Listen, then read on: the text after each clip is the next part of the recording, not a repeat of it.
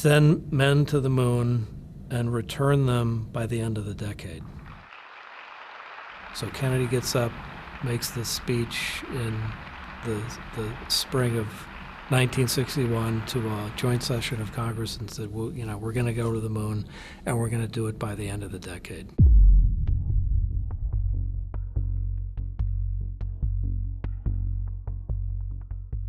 Now it is time to take longer strides. Time for a great new American enterprise. Time for this nation to take a clearly leading role in space achievement, which in many ways may hold the key to our future on Earth.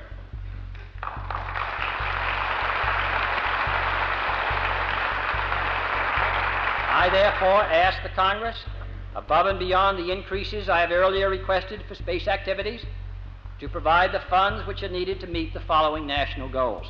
First, I believe that this nation should commit itself to achieving the goal, before this decade is out, of landing a man on the moon and returning him safely to the Earth. Holy cow, what on earth are you talking about?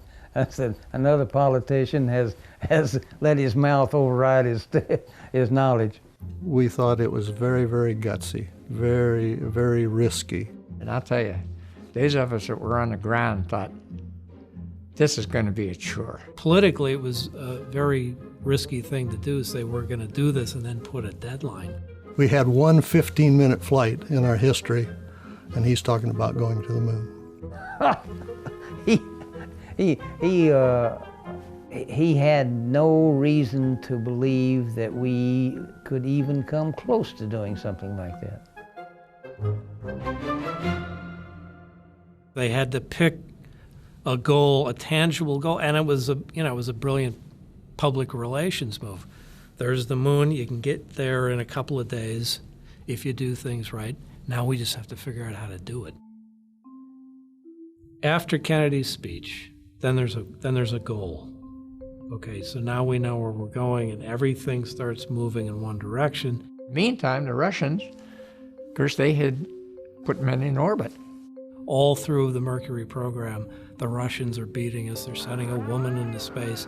They're sending manned spacecraft for 2, 3, 4-day flights. They certainly log much more time in space than we did. We were very, there's a difference in philosophy. We were very conservative. We're going to go step by step. We were excited about what we did, but we knew we weren't quite there yet. And so then in February of the next year, 1962, John Glenn got his ride.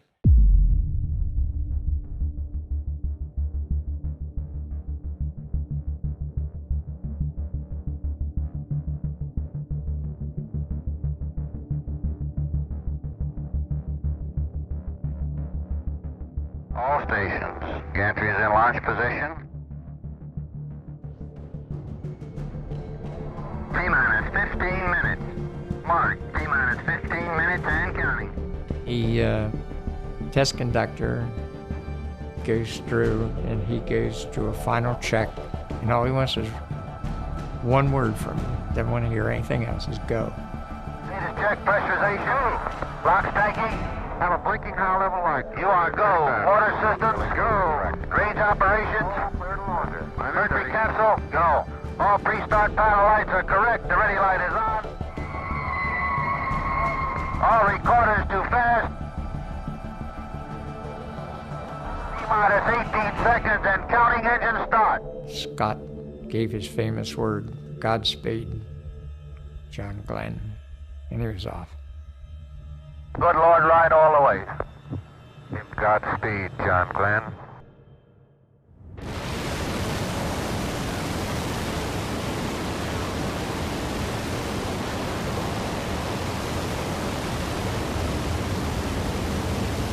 Roger, keep is go and I am go. Our capsule is in good shape.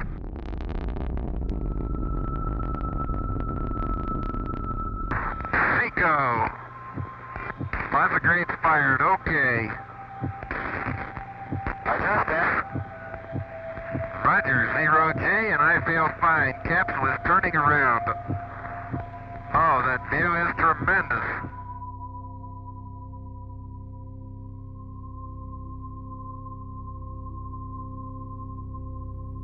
And finally, he sends back, he's in orbit. Then all hell broke loose in the block ice. There was a lot of relief, but a lot of joy. We were now to the point where we were orbiting our astronauts as well as Russia orbiting their cosmonauts. We were convinced we were on the right path. We were evolving, and we were innovating.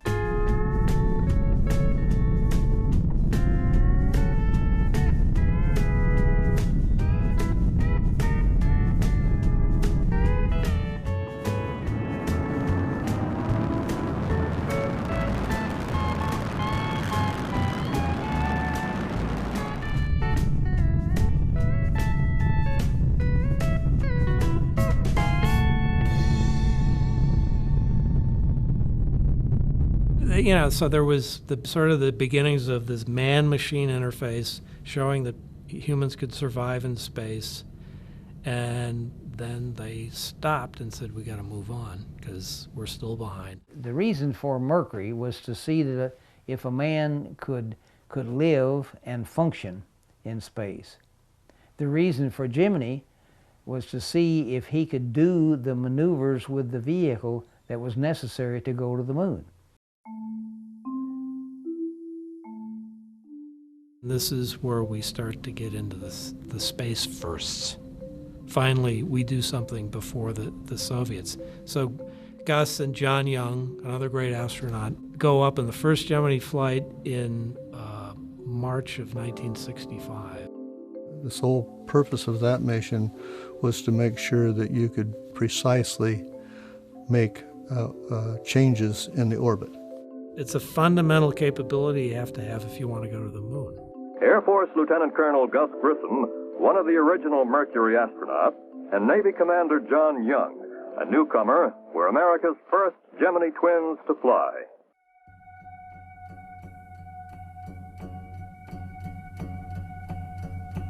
Ten, 9, 8, 7, 6, 5, 4, 3, 2, 1, 0.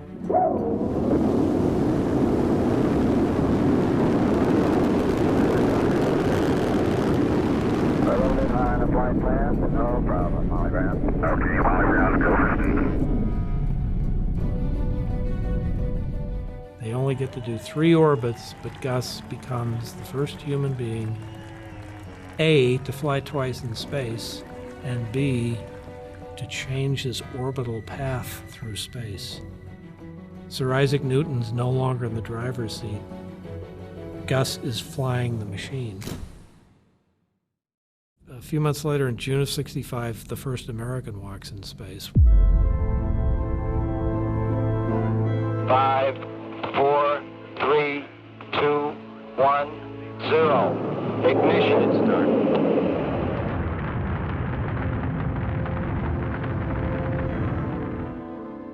Already in its early hours, GT4 has clearly established itself as America's most spectacular space shot. Roger, flight, we're go. He's got some nice elevated rates, which we expected, and he's really speeded it up, but he looks great. Let's go. I was backup to Ed White, Gemini 4. This was the first time we were looking at going outside the spacecraft. White has opened the door, he has stood up, and it's a most relaxed period. We should be picking up communication with the spacecraft any second now. Okay, I'm separating from the spacecraft. Okay, separating from the spacecraft at this time, all right. Now I've come above the spacecraft. I'm coming back down now. I'm under my own control. Okay, I'm drifting down underneath the spacecraft. There's no difficulty with recontacting the spacecraft. It's all very soft. Ed White liked it so much out there, they had a hard time bringing him back in. The flight director says get back in. Okay. Jimmy 4, get back in. You got to get inside. And he said, I feel like $1 million. I don't want to come inside. I feel like $1 million. The main problem that we were worried about was not getting him in the spacecraft itself and sitting down, but closing the hatch on Earth, that hatch weighed an awful lot, so it helped Ed close it. But in space, there was no weight to that hatch, so it was a lot harder. But he managed to do it. And so a record-breaking, highly successful 20-minute walk in space. Now we're catching up with them. We do rendezvous. You had to be able to rendezvous in space with another vehicle.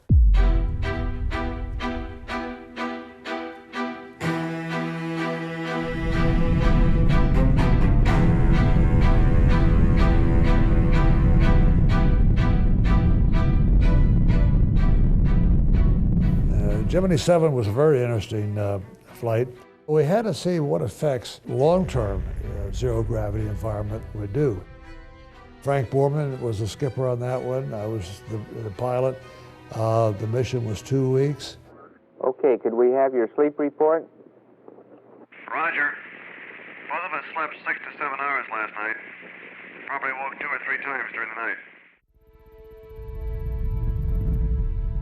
After about 3 days, we found out that oxygen, gaseous oxygen flowing over us, were drying us out, and it was very uncomfortable. I realized that the spacecraft, its integrity was pretty good, so I started to unzip myself to get out of that suit and spend the rest of the 2 weeks in my underwear. We were very closely packed, I should say, into this Gemini 7 spacecraft. You could stretch out your legs, but you had to bend your torso. This is Houston Flight. How long have you been up there now? Let's see, it's 139 hours, 5 minutes, 14 and a half seconds. Okay, that's a lot. I feel like I was born up here. We were supposed to go up after Gemini 6 went up. 6 was supposed to rendezvous with a robotic Gina spacecraft that had docking equipment on board, and this was going to be the first rendezvous and the first dock. But the Gina was lost on launch. Well, Gemini 7 being a 2-week mission, they figured, well, maybe we can get Gemini 6 up to rendezvous, not to dock. We don't have time to do that. The prime pilots for the Gemini 6 flight, Wally Schirra and Tom Stafford, are now on their way to Launch Complex 19 to board their spacecraft. After we were up there for 12 days, they launched Gemini 6.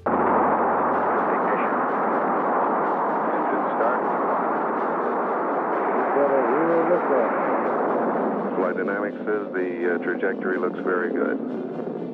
Steering looks good from here, Gemini 6. Let's go on the line.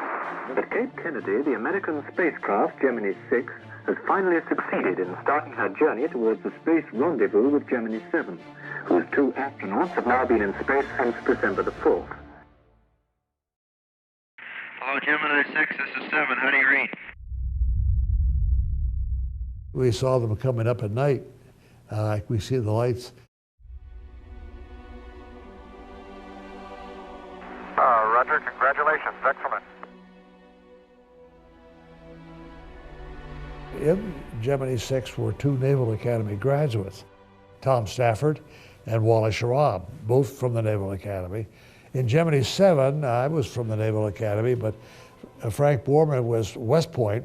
So as we rendezvoused and we got nose to nose, Tom Stafford put up a little sign that said, "Beat Army." I took the picture, and we figured it was the highest Beat Army rally known to man. That was a major breakthrough. You can't go to the moon without doing that. It's not possible. Once they got that, then I thought, okay, all right, maybe it can be done.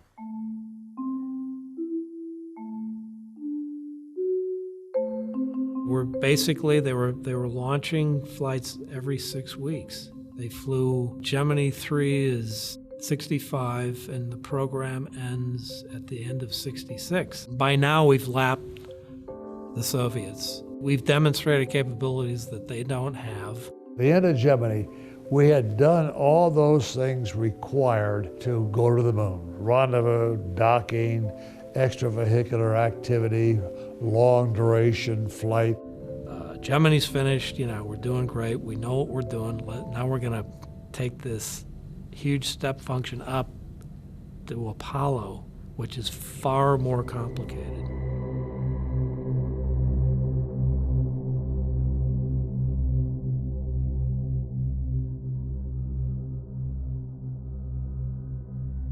I think there was hubris. Something is happening, and it's hubris. It's a form of groupthink, and it's all driven by schedule. They're in a big hurry, and they're not looking at their test data. And they got a spacecraft that's not very well constructed. It's got miles and miles of wiring, and most of it's bad, and it's not insulated. And they're gonna put 3 guys in this thing, and they're gonna pump it full of pure oxygen.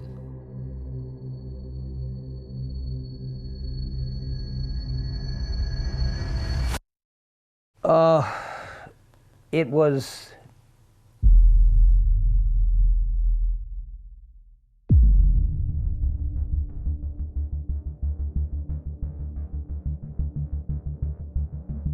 It's a pre-launch test on the pad called a plugs-out test.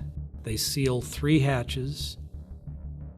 They pump the spacecraft full of pure oxygen, and they're going to do a simulated countdown down to 0, and at 0, they're going to literally pull the plugs and see if the spacecraft can operate on internal power, hence the name plugs-out test. And they immediately run into all kinds of communications problems. But how are we going to get the moon? We can't talk between 2 or 3 buildings. 30 seconds later, somebody says, "Hey," or "Fire." Hey! Oh,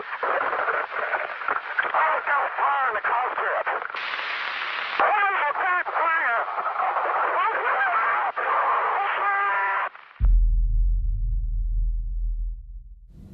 They're gone.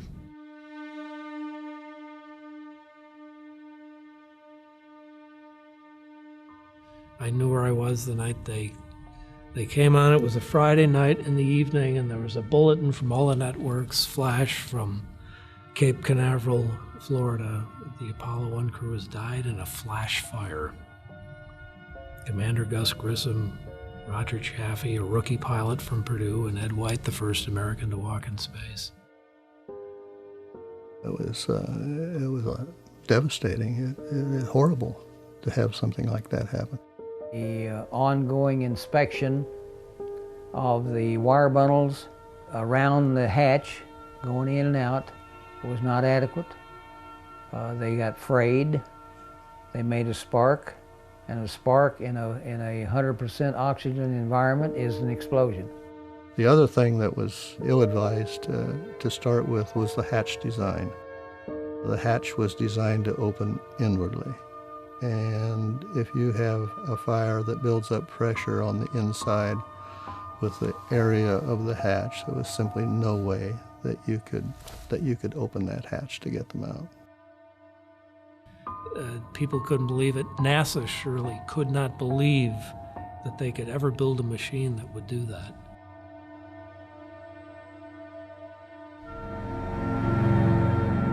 I thought the chances of getting to the moon, landing on the moon, and having somebody be there and come back safely were kind of slim.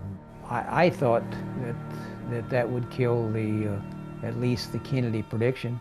There were a lot of questions. We always knew it was risky business, but you like to think that the risks were not on the ground. The risks were when you were flying, when you were in space. Space flight is risky. People who want to become astronauts accept the risk. And the rewards are well worth, we think,